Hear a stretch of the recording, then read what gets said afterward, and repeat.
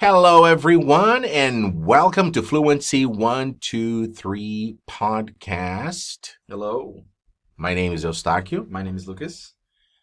Today's episode, o episódio de hoje, or today's topic, o tópico de hoje, é sobre the three verb forms. As três formas verbais. Muito comum as pessoas confundirem formas com tempos verbais. Porque tempos é presente, passado, futuro, condicional, aquela coisa toda. E formas são só três. Quais são as três formas? Eu costumo falar que é o IGP. I de Infinitivo, infinitivo, G de gerúndio, gerund, e P de particípio. particípio, participle. Então, infinitive, gerund and participle. Agora, nomenclatura muitas vezes não nos ajuda tanto, né? O que eu gosto de ajudar os meus alunos a entenderem, a memorizarem essas três formas, é a seguinte lógica. É você pegar um verbo que não existe, por exemplo, o verbo verbar, e entender o seguinte, que o infinitivo é o verbar, o gerúndio é o verbando e o particípio é o verbado, né? Então, o infinitivo é o fazer, To do. to do. O gerúndio é o fazendo, Doing. doing. E o particípio é o feito, que é o Have done. done, né? Só que ele usou o have done porque não existe eu feito, I done. O que existe é eu tenho feito. Eu tenho feito. I have done. I have done. Muito bem. Olha que legal. Se eu preciso entender que em português os verbos estão no infinitivo terminando sempre em ar, er ou ir. Tem um verbo que termina em or, somente um verbo, que é o verbo por. E os seus parentes, né? Transpor, impor, que mais? Dispor. Repor, recompor, compor. O próprio verbo compor, né? Mas a maioria dos verbos em português são terminando em ar, er ou ir. Falar, beber, sorrir. Jogar, correr, ir. O próprio ir é um verbo, né? E em inglês, Lucas, como que eu coloco todos os verbos no infinitivo, terminando em falar, cantar, beber, sorrir? Como que tá? Basta colocar o to antes do verbo. Basta colocar o to, basta colocar essa preposição to. Então, por exemplo, trabalhar, To work. beber, To eat. to eat é comer. To drink. To drink é beber. É porque é verdade, a hora que a gente pensa em comer, lembra de beber. A hora que pensa em beber, lembra de comer. Comer, To eat. beber, To drink. cantar, To sing. ir, To go. vir. To come. Muito bem. E agora, se eu coloco todos os verbos no infinitivo colocando o to antes, como é que eu vou colocar os verbos agora no gerúndio? O que eu tenho que fazer, Lucas? Basta acrescentar o ing no final da palavra. ING. E esse G, é interessante a gente chamar atenção que ele não é pronunciado assim muito forte, né? Por exemplo, como é que fala indo? Going. Parece que eu não estou ouvindo o G no final, Lucas. Going. Going. Going. É muito raro. O americano engole esse G no final. Ele não fala, então fala só going. Going. E muitas vezes, igual você estava chamando a atenção, né?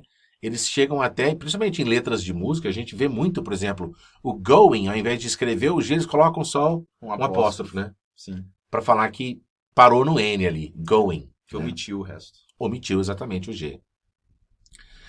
Trabalhando. Working. Cantando. Singing. Singing. Lendo. Reading. Escrevendo. Writing. Muito bem. Agora, é fácil demais, gente. O infinitivo e o gerúndio é fácil demais. O infinitivo é só colocar o to. E o gerúndio é só colocar o ing no final. Então, e o particípio? Será que é tão fácil assim? Infelizmente não, porque ele já depende se o verbo ele é regular ou irregular. Regular. O verbo regular é porque ele está obedecendo uma regra, né? Uhum. Que regra é essa, Lucas? A regra é de poder colocar o ed no final da palavra.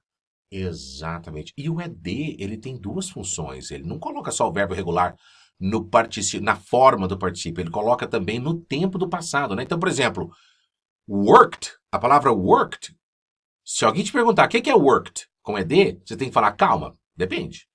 Porque pode ser o passado simples, né? Sim. Trabalhei, E pode ser? O particípio. I have worked. Eu tenho trabalhado. Muito bem. E é no contexto que você vai identificar se worked está no sentido de trabalhei ou trabalhado. Porque se eu disser, por exemplo, I worked yesterday, eu trabalhei ontem. Agora, se eu disser I have worked a lot these days, quer dizer o quê? Eu tenho trabalhado muito esses dias. Então, a presença do have, né, do verbo ter, antes do worked, faz esse worked estar significando trabalhado. Olha que legal. Então, worked pode ser trabalhei ou trabalhado, vai depender do contexto. Agora, infelizmente, não são todos os verbos que obedecem essa regra do ED. Existem verbos desobedientes, existem verbos irregulares. E quais? Vamos lembrar de alguns verbos irregulares. Por exemplo, o verbo comer é irregular, Lucas? É. Então, comer no infinitivo, to eat. No gerúndio, comendo, Eating. eating. E comido, como é que fala? I have eaten. I have eaten. E esse T acaba que meio que fica um som nasal, né? Eaten, eaten, eaten, eaten. É muito comum o americano não pronunciar Eaten. assim, eaten. Eu já ouvi muitos eles pronunciarem assim, ó, eaten, eaten. Né? Comendo, eles pronunciam T com som de R. Eating, eating. Agora, comido, eles pronunciam eaten. I have eaten already today. Quer dizer, eu já comi hoje, né? I have eaten. Eu tenho comido. Olha que legal. Um outro verbo irregular também é o próprio verbo beber. Como é que fala no infinitivo beber? To drink. No gerúndio, bebendo. Drinking. E bebido. I have drunk. I have drunk. Eu tenho bebido. Drunk. Drunk. Com U, né? Muito legal. Então, realmente, o infinitivo e o gerúndio é bem fácil, porque não tem exceção. Para todos os verbos, o infinitivo colocando to antes, o gerúndio colocando ing depois. Agora, o particípio é que tem essa dificuldadezinha extra, né? Digamos assim, do verbo. Infelizmente, vai depender muito da sua memória. E é interessante que eu nunca gostei de pegar uma lista assim de verbo para memorizar, não. Eu sempre gosto de buscar memorizar os verbos em frases, em contextos.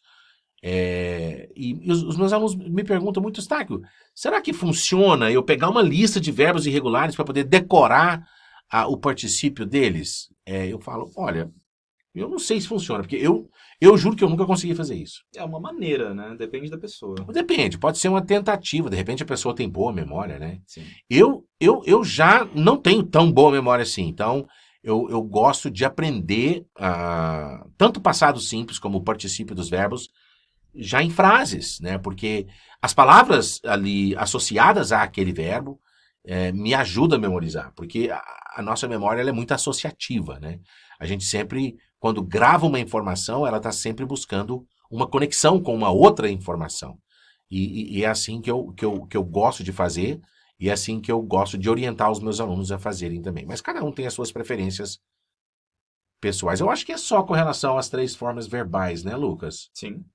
Eu acho que é só. Se você gostou das dicas, curte, compartilha. Não esquece de se inscrever no canal se você estiver assistindo esse vídeo no YouTube. Se for podcast, siga a gente nas redes sociais, Fluency 123, inglês com PNL.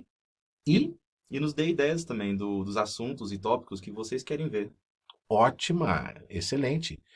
Dúvidas de pronúncia, porque o intuito do podcast é para a gente ajudar você que gosta de aprender inglês, que gosta de estudar inglês, com estruturas, dicas de estruturas, né, Lucas? Sim. De pronúncia e também nuances culturais que a gente vai trazer a respeito, assim, das diferenças entre o que é usado em inglês, o que não é usado tão comumente em português, para você turbinar, aprimorar o seu inglês cada vez mais.